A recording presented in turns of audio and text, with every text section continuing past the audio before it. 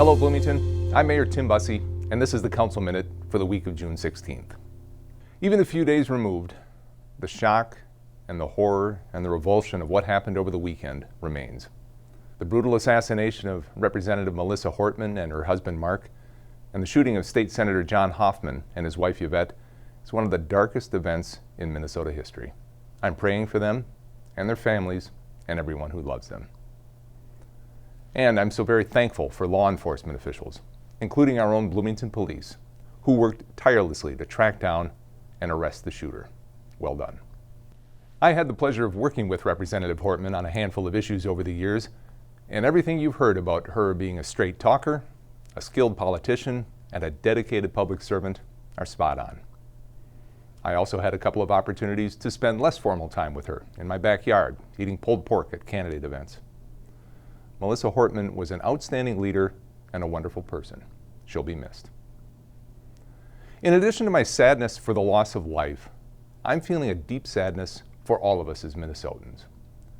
It feels like we're at a tipping point, or in a worst-case scenario, that we've already tipped over. We've always had our disagreements. We've always argued.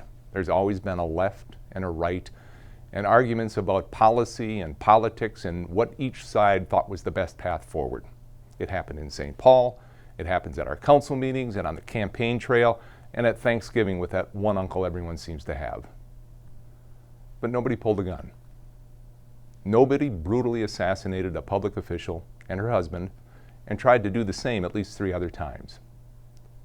This is so very clearly different, but sadly it reflects a landscape where threatening and violent actions against elected officials and public employees is becoming commonplace. And this isn't just my anecdotal observations. Research by the Brennan Center for Justice and by the Bridging Divides Institute at Princeton University shows that at least half of state and local elected officials have reported threats, harassment, and intimidation. And it won't surprise you to hear that women and people of color serving in elected office report the highest level of hostile experiences. In particular, abuse related to their families, especially their children. This leads to people to not run for re-election, to not take on potentially controversial topics, or to not communicate on social media or attend public events. So we're losing good people, challenging topics go unaddressed, and community engagement suffers. And that was before the horrifying events of last weekend. If we aren't at some sort of tipping point, we're darn close.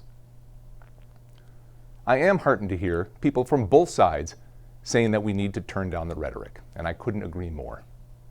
I've spent most of my career in communications and public relations, and I know full well the power of words, both positive and negative. What is said and how it's said sets the tone, it emboldens people, and it moves people to action.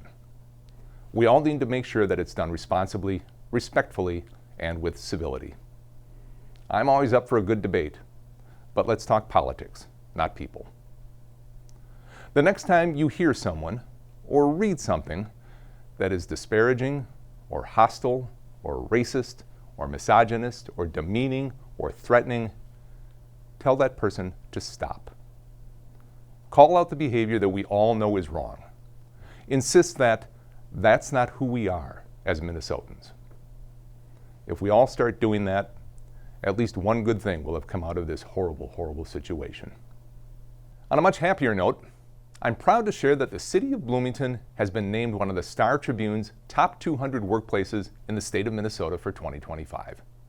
This honor reflects the dedication of our staff and our shared commitment to public service, teamwork, and innovation. This distinction is especially meaningful because it's based on employee feedback. The Star Tribune partnered with an outside company to survey employees across the state, including here in Bloomington, about work culture, leadership, communication, appreciation, and overall satisfaction. I want to thank our entire team for making Bloomington a place where people feel valued, supported, and proud to work. We are honored to receive this award, and we will continue working to foster a positive, inclusive, and purpose-driven workplace for all of our city employees. And finally today, one more reminder about 2 great community events that are coming up quickly. On Saturday, June 21st, is the Bloomington Juneteenth celebration.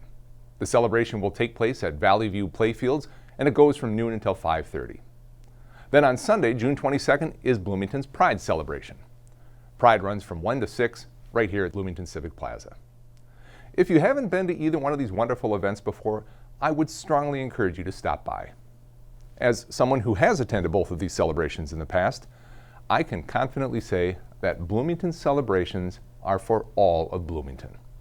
All are welcome. Oh, and one more, the John Philip Sousa Memorial Band Concert is also happening on Sunday, June 22nd, from 5 to 6 p.m. at Pond Dakota Mission Park. That wraps up this week's Council Minute. Thank you so much for watching. Until next time, stay safe, Bloomington.